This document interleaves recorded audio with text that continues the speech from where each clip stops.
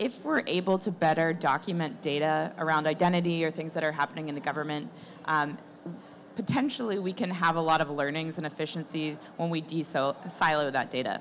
So one of the examples is I've done some work with nonprofits with military veterans. If you're a military, active military, you are under the Department of Defense. Once you get out of the military, you are then handled by the Department of Veteran Affairs.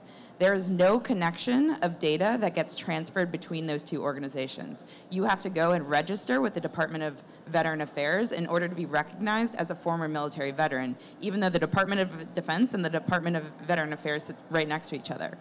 Now, when they talk about unemployment with military veterans, that is a Department of Defense, and they equally have siloed data separate. So if you're military and then you become a veteran and then you're looking for a job, you have to self-identify across all three of those data silos. They have separate entities, they have separate places.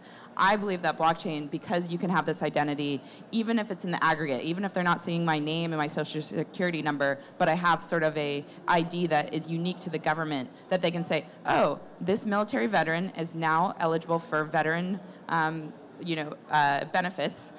We'll go ahead and ping them. We already know them. They just show up. They don't have to file any paperwork. And, oh, they're looking for a job. Okay, we'll pass them the Department of Defense. We'll be able to offer them different opportunities and incentives. So being able to operate across government silos, I think, is really important. And it has always been this notion of who owns your data, and they don't want to give your data across sort of government lines like, well, if I give their data to this department, are they going to cut my funding, or am I not going to have this, or is it secure? Do I even have authority to do that? So I think that's where I get really excited about how the individual's experience will be much better, but on the back end, the government can just be more efficient and kind of interoperating.